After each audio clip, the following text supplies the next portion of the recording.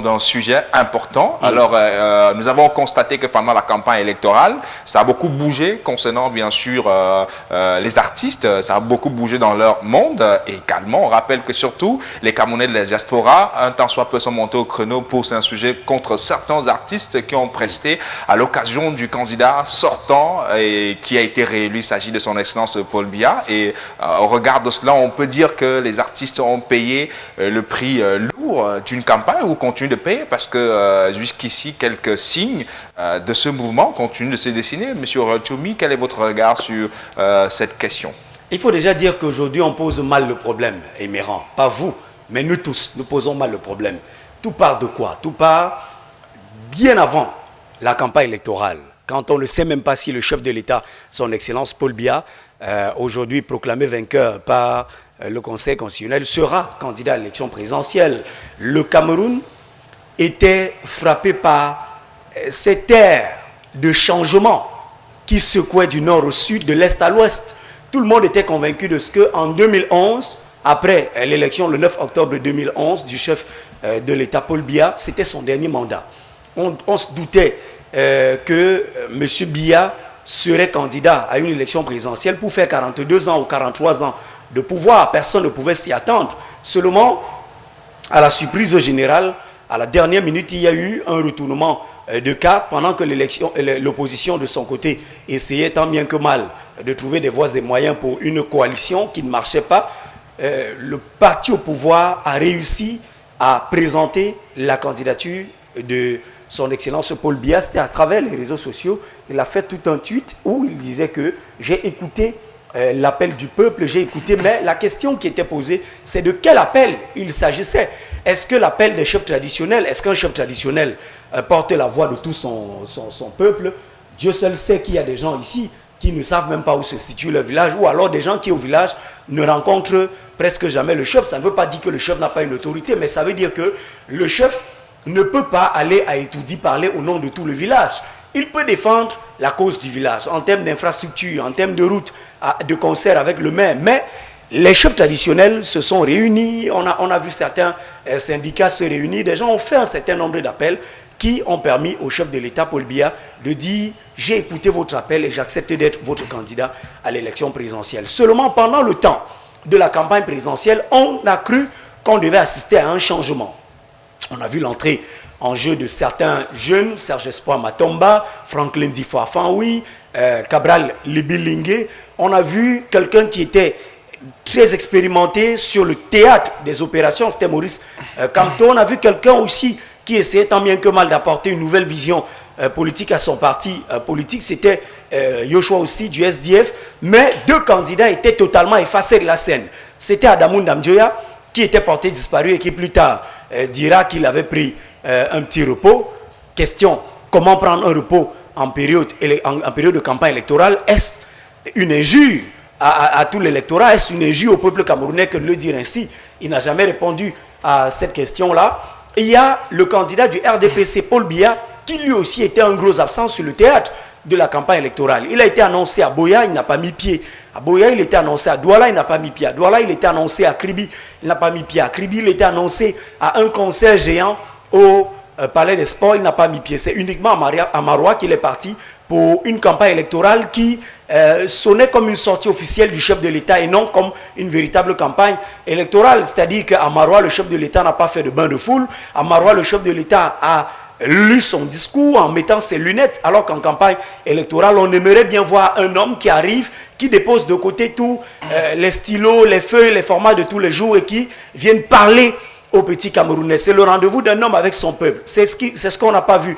Donc, le candidat du RDPC était un gros absent sur le théâtre de la campagne électorale. À Bamenda, on ne l'a pas vu. À Cambé, on ne l'a pas vu. À Ndou, en Botte, dans tous les foyers de tension au Cameroun, que ce soit à l'est ou à l'extrême, non, on ne l'a pas vu. Excepté, comme je l'ai dit tout à l'heure, à Maroua pour quelques minutes et il est reparti. Le 6 octobre 2018, le RDPC annonce un méga concert au Palais des Sports de Ouada, c'est à Yaoundé. Il y a une bande-annonce qui est faite et des artistes camerounais annoncent leurs prestations. Ils donnent le rendez-vous pour un show exclusif aux Camerounais sous la bannière du RDPC. Du côté de la diaspora en France, ça commence en France, il faut le dire. Les membres de la brigade anti-Sardina, qui à ce moment n'ont pas encore une étoffe, on ne les connaît pas encore. Le nom même, au départ, semble assez rigolo. On se dit que, bon, écoutez, il y a des images qui circulent sur les réseaux sociaux. On montre une boîte de sardines ouverte et de l'huile qui circule sur le cerveau d'un Camerounais. Pour dire qu'aujourd'hui, les Camerounais ne réfléchissent plus, ils ne raisonnent plus. C'est la sardine, c'est l'huile de la sardine qui oriente le raisonnement aujourd'hui. C'est pourquoi on parlait de sardinat. Et de l'autre côté, ceux qui s'estimaient sardinat ont taxé aussi ceux d'en face de tontinat. Donc il y avait donc un conflit ouvert entre sardinat et tontinat. Mais les tontinats n'avaient pas de problème. Ce sont les sardinats qui se sont retrouvés dans le viseur de cette brigade anti-sardinat qui ont lancé un appel à tous les artistes qui étaient annoncés du côté du Palais des Sports pour ce concert. Ils ont dit, n'y allez pas, parce que si vous mettez les pieds à ce concert-là, lorsque vous reviendrez ici pour une prestation, nous ne tolérerons pas, nous n'accepterons pas, que ce soit en France, en Belgique, en Suisse, un peu de partout, au Canada et même aux États-Unis, vous n'aurez plus la possibilité de faire de concerts. À ce moment, les artistes ont répondu pour la plupart. Certains via leur compte, d'autres se sont exprimés à travers les antennes de certaines radios ou de certains médias. C'est-à-dire qu'ils ont sous-estimé l'appel ou alors le message ou la menace, disons-le ainsi, qui était proférée par les membres de la brigade anti-Sardina. Quand la campagne électorale passe, on se retrouve dans la période de l'attente du verdict. Il y a ce logotype qui est donc présenté aux Camerounais, c'est le logotype de la brigade anti-Sardina. Et les Camerounais savent désormais qu'en France et un peu de partout, chez les Camerounais, la diaspora, il existe une brigade anti-Sardina qui est en train de se créer, qui est en train de se mettre dans le sillage d'un certain nombre de mouvements de revendications qui sont tolérés en France et un peu de partout en Europe, dans ces démocraties qu'on appelle les vieilles démocraties du monde. La brigade anti-Sardina est donc née. Les premières personnes à faire les frais, ce sont des artistes. Il y a eu Katino, il y a eu Bendeka, qui était le second. Il y a eu plus récemment encore Coco Argenté, il y a eu Manibela, il y a eu Grace Deka. Tous les artistes qui avaient accepté d'aller prester le 6 octobre se retrouvent aujourd'hui fichés, on va dire fichés S, dans le registre de la brigade anti-Sardina.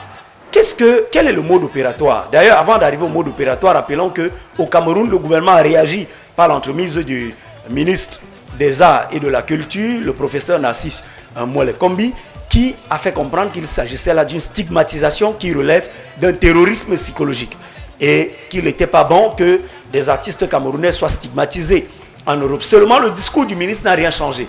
Depuis que le ministre a fait sa sortie, jusqu'au jour d'aujourd'hui, les artistes continuent de faire les frais. Certains ont pensé qu'ils pouvaient user de leur droit d'organiser librement un concert en Europe ou un spectacle en Europe. Ils sont allés, seulement le mode opératoire de la brigade anti-Sardina et Méran Biasso s'est rapidement mis sur pied. C'est-à-dire que, qu'est-ce que les gars font? Ils se regroupent, ils font ce que nous on appelle chez nous des charters. C'est-à-dire ils partent de partout. Ils partent de la France, ils partent de la Belgique, ils partent des Pays-Bas. Ils se retrouvent là où l'artiste a annoncé son charter. Mais avant, ils ont déjà rédigé une lettre au propriétaire de la salle de spectacle pour dire « Nous vous interdisons d'accepter ce concert parce qu'il va se passer quelque chose. » Et naturellement, le gars a ses installations, le gars a son business qu'il doit protéger, le gars a, comment on va dire, toute sa logistique qu'il doit préserver. Ce n'est pas pour un spectacle d'un soir qu'il va perdre tout son matos. Il sait qu'on est en France, avant même qu'une enquête ne soit ouverte, c'est vrai, l'assurance va, mais en attendant, quelle sera l'image? Parce que les salles de spectacle, les salles de concert en Europe sont comme des entreprises qui se soucient de leur image. Parce que le business doit être rentable et compétitif de temps à autre. Donc, lorsque les membres de la brigade anti-Sardina ont tout fait de mettre en garde les propriétaires de la salle de spectacle qu'écoutez, nous vous interdisons de promouvoir ce spectacle-là, nous vous interdisons le produit chez vous, nous allons faire mouche, les gars se mettent sur le qui-vive. La police intervient. Seulement la police n'intervient pas comme au Cameroun. où c'est une police qui disperse, c'est une police qui qui est intimide, c'est une police répressive. Non, la police qui intervient depuis le début de cette rixe entre artistes et brigade anti-Sardina, c'est une police conciliatrice, c'est une police qui se met, qui érige une barrière. Derrière, il y a des gens à protéger qui sont les artistes, et en face, il y a les membres de la brigade anti-Sardina qui ne sont pas encore passés à l'assaut jusqu'ici, c'est-à-dire qui n'ont pas encore envahi une salle, mais ils restent et ils lancent le chrono. Ils lancent le chrono et entre-temps, les responsables de la salle de spectacle ne peuvent pas courir le risque de faire produire le spectacle chez eux. Ils prient donc, comme c'était le cas avec Coco Argenté. Le cas de Coco Argenté, qui est même plus flagrant, elle a présenté des excuses aux Camerounais. Tout entier, elle a dit, je ne ferai plus de musique dans laquelle il y a des bribes même de discours de politique politicienne. Je ne me mêlerai plus jamais de tout ce qui est politique, que ce soit au Cameroun ou ailleurs. Elle a présenté des excuses, mais les membres de la brigade anti-Sardina ont dit, Coco, on t'avait prévenu, on t'avait dit, ne va pas à ce concert du 6 octobre, tu es parti. N'empêche que tes excuses, nous, on s'en bat les couilles. Aujourd'hui, tu ne prestes pas. Et Coco s'est dit que ça pouvait aller. Coco s'est dit que les gars le disaient, mais sur le terrain, elle pouvait réussir à faire passer son spectacle. Elle est partie. Et dans la salle, ce sont les propriétaires qui lui ont dit, ben, écoute ma chérie, on aimerait bien, on t'aime bien, on aime ce que tu fais, mais nous on a notre business à protéger, on a notre business à préserver, on a notre business à promouvoir. On ne peut pas. Coco est resté pendant de longues heures dans la salle, mais pour finir, elle est sortie. Et vous avez écouté sur les antennes de ABK Radio les youyou des membres de la brigade anti-Sardina et des sympathisants qui sont restés jusqu'aux premières heures de la matinée, jubilés. Il y a eu une liesse populaire, il y a eu une ferveur populaire. Ils étaient contents de ce que une autre victoire a eu lieu. Et cette victoire, il la revendique encore aujourd'hui avec le fait que son Excellence Paul Biya, le chef de l'État camerounais en poste à l'heure actuelle, ne soit pas allé au forum sur la paix à Paris. On devait y arriver justement. Alors, monsieur Oriol Tchoumi, comment interprétez-vous cette absence du chef de l'État? Et pourtant, au préalable, il devait être à ce rendez-vous. C'est assez incongru pour le moment de se lancer dans une analyse, peut-être froide ou même chaude. On ne peut pas encore comprendre véritablement ce qui s'est passé.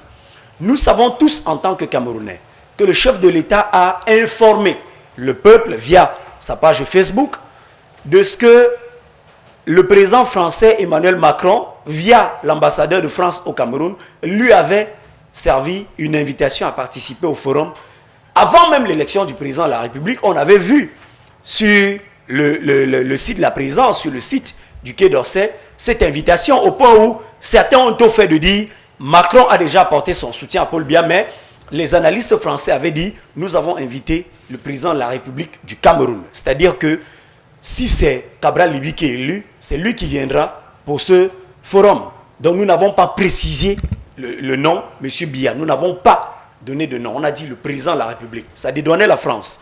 Après, il y a eu bel et bien la confirmation de ce que le président français Emmanuel Macron a invité le chef de l'État. Seulement, on a également des informations selon lesquelles les mêmes membres de la brigade anti-Sardina sont allés à la préfecture de Paris, sont allés au Quai d'Orsay, du moins on saisit le Quai d'Orsay pour faire comprendre que le séjour du chef de l'État camerounais serait mis à mal à Paris. Il se dit que les officiels ont tenté une conciliation qui n'a pas marché du tout. Il se dit également qu'au niveau des officiels camerounais, de l'administration camerounaise, on a étudié la possibilité de loger le chef de l'État et le protocole de l'État dans une banlieue parisienne, mais la France ne garantissait pas les mesures de sécurité appropriées pour, je vais me reprendre, la sécurisation de tout le cortège présidentiel, de tout le parterre du chef de l'État, son Excellence Paul Biya. Jusqu'ici, ce qui semble louche, c'est que le gouvernement camerounais, ni à travers le Premier ministre, ni à travers le site de la présidence de la République, ni à travers les comptes des réseaux sociaux, Twitter, Facebook, à travers lesquels le président de la République a annoncé l'invitation de son Excellence Emmanuel Macron, ils n'ont pas toujours, le gouvernement camerounais n'a pas toujours communiqué pour dire est-ce que les membres de la brigade anti-Sardina ont raison de jubiler? Peut-être le chef de l'État, on le sait, il est coutumier du fait, il ne va pas très souvent, mais quand c'est la France quand même, il y va. Il s'agissait quand même d'un rendez-vous assez important, 84 chefs d'État, finalement on parle de 78 ou 79, mais au départ on parlait de 84 chefs d'État qui se réunissent pour parler des questions assez cruciales de multilatéralisme, de paix, de dialogue social, de paix en temps de guerre comme en temps de crise, et surtout de dialogue au sein de nos communautés. Il était question de parler d'un dialogue assez profond et surtout de la restauration d'une véritable paix. D'abord dans nos pays, le Cameroun aujourd'hui est également concerné par cette question de paix, tant à l'extrême nord, tant à l'est, qu'aujourd'hui au nord-ouest, au sud-ouest et à l'ouest du Cameroun qui est davantage touché par la crise anglophone, le littoral aussi avec Pendia à un moment donné, le Mungo d'une manière globale qui a également été touché, le Mungo étant frontalier avec la région du sud-ouest. Donc, jusqu'ici, le gouvernement n'a pas communiqué et laisse donc libre cours à toutes les supputations, laisse libre cours à toutes les inquiétudes du peuple camerounais. Les membres de la brigade anti-Sardina jubilent en France et sur les réseaux sociaux, ils estiment avoir gagné. Mais ils disent que les charters étaient prêts. Tous les charters devaient partir de partout en Europe pour se retrouver en France pour nuire. Mais est-ce que le Cameroun devait être le seul pays? Non. Le Burkina Faso a également un mouvement en France. Le Tchad a également un mouvement en France. Il y a un pays comme le Bénin qui a également un mouvement en France. Mais pourtant, ces chefs d'État ont fait l'effort de s'y rendre malgré les protestations de leurs concitoyens de la diaspora qui leur reprochent un certain nombre d'exactions, d'errements dans la gestion de la res publica. Donc le chef de l'État camerounais est resté dans son silence, qu'on lui reconnaît. Il n'est pas parti, mais jusqu'ici on s'attend à ce que, au cours d'une communication gouvernementale, que le ministre de la Communication qui porte la parole du gouvernement, nous dit-on, Issa Chiroma Bakari, explique aux Camerounais les raisons pour lesquelles le chef de l'État a annoncé sa participation ou alors a annoncé l'invitation de son Excellence Emmanuel Macron, mais est resté à Etoudi, n'est pas parti à ce forum qui était hautement important, aussi bien pour l'histoire, en ceci que c'était le centenaire de l'amnistie qui mettait un terme à la Première Guerre mondiale, mais c'était une occasion également de nouer un certain type d'accord avec des nations du monde, avec les puissances étrangères. Il était question de parler à cœur ouvert, il était question au lendemain de l'investiture du chef de l'État. Les supputations vont également bon train, parce qu'on se pose la question aujourd'hui de savoir, lorsque certains chefs d'État prêtaient serment en Afrique, il y avait des chefs d'État de ces puissances étrangères, pour certains qui avaient répondu présent. Il y avait des chefs d'État de l'Afrique qui avaient répondu présent. Combien de présidents de la République sur le continent africain, s'il faut se limiter au continent africain, ont pris part à l'investiture de son Excellence Paul Biya à l'hémicycle de Ngouaekele, au Palais des Verts, à l'Assemblée nationale? Combien? Ou alors au Parlement, disons-le ainsi, parce qu'il y a l'Assemblée nationale et le Sénat qui constitue le Parlement et qui porte pour le Sénat la voix des collectivités territoriales décentralisées, entendez par là les communes et les régions, et pour l'Assemblée nationale qui porte la voix du peuple tout entier. À côté, il y avait les juges de la Cour suprême et les 11 membres du Conseil constitutionnel. Donc, le chef de l'État prêtait serment devant la nation camerounaise tout entière. Mais comment expliquer que on n'ait vu ni un représentant d'un chef d'État, que ce soit le Tchad, que ce soit le Gabon, parce qu'on sait que son Excellence Ali Bongo Ondimba ne se sent pas bien, il est interné en Arabie Saoudite, même si les officiels de leur côté nous font comprendre qu'il se porte déjà mieux. On souhaite prompt rétablissement à son Excellence Ali Bongo Ondimba. Il n'était pas là. Le président tchadien n'était pas là. Le président centrafricain n'était pas là. Le président de la Guinée équatoriale, qui est notre voisin le plus proche, il n'était pas là. Le président du Nigeria, qui est déjà en campagne électorale, n'était pas là. Personne n'y était. Alassane Dramane Ouattara n'était pas là. Encore moins, on se rappelle qu'il avait envoyé à un moment donné ici Guillaume Soro, qui est son président de l'Assemblée nationale. Personne n'a représenté Alassane Dramane Ouattara. Donc, qu'est-ce qui s'est réellement passé et qu'est-ce que le Cameroun est en train de traverser à l'heure actuelle? Ce sont des grosses inquiétudes qui méritent que le gouvernement dissipe au niveau du subconscient des Camerounais et ne laisse pas libre cours à tout ce qui est en train de courir sur les réseaux sociaux où on parle aujourd'hui d'isolement diplomatique du Cameroun sur la scène mondiale, sur la scène continentale, déjà pour commencer à la scène continentale. Donc il faudrait que le gouvernement communique, il faudrait que le gouvernement explique aux Camerounais ce qui est en train de se passer réellement. Parce que c'est assez louche tout de même de dire que pendant l'investiture de son Excellence Paul Biya, personne n'était là.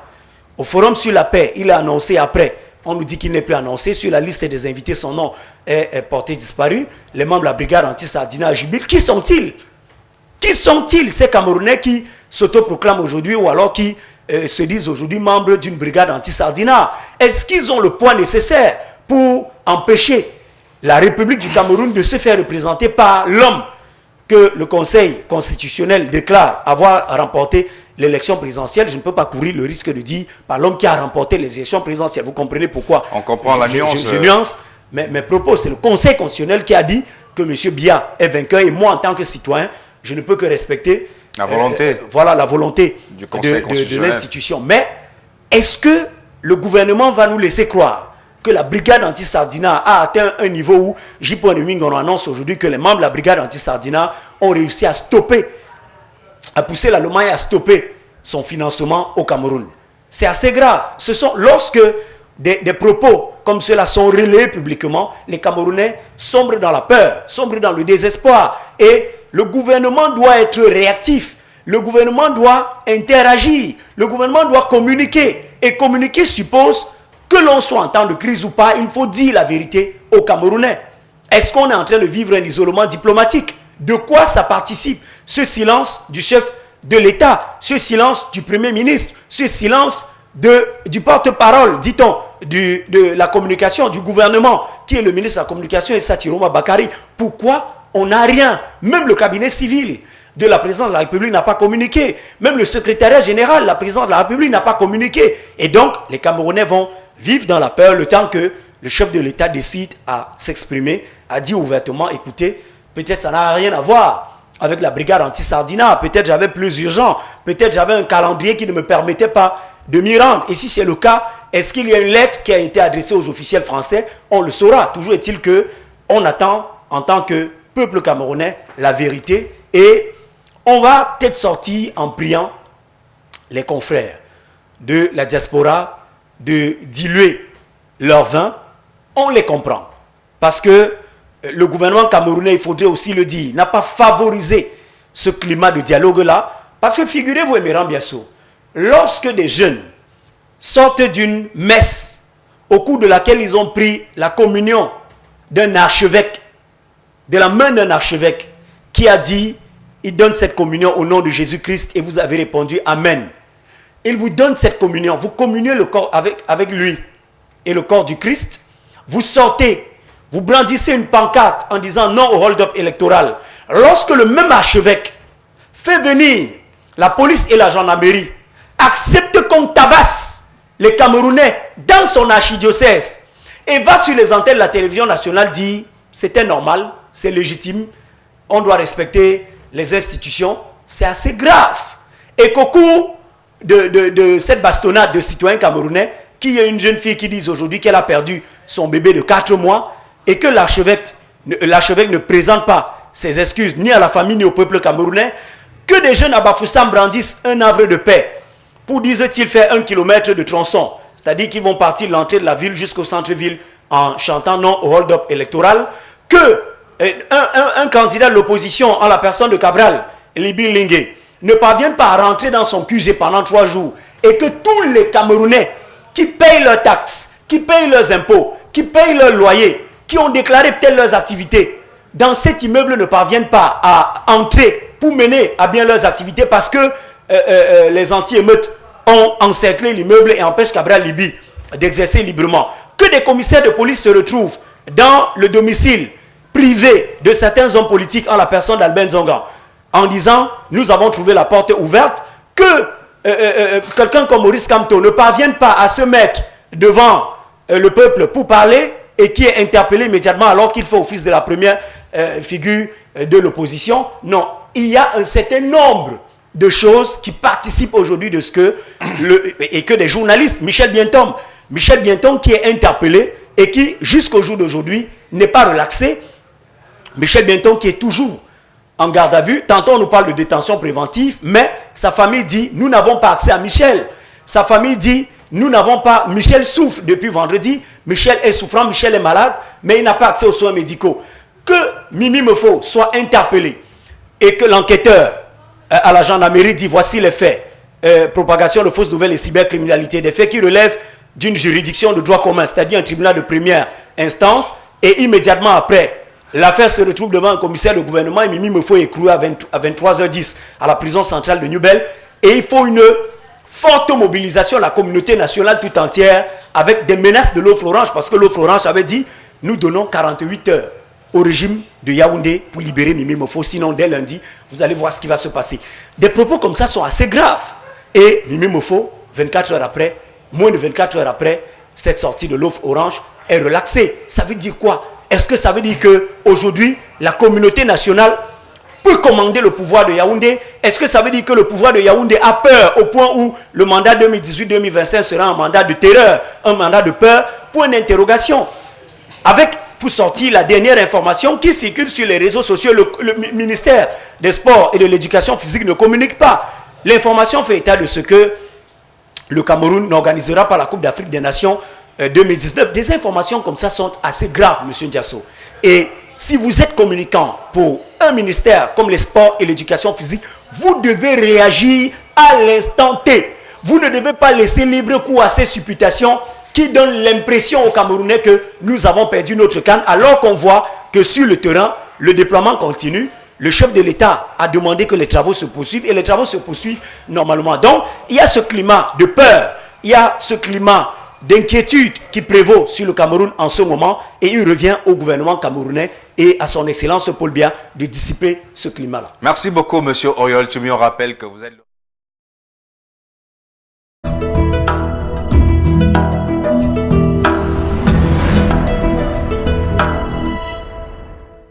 ABK TV, le meilleur de la télé.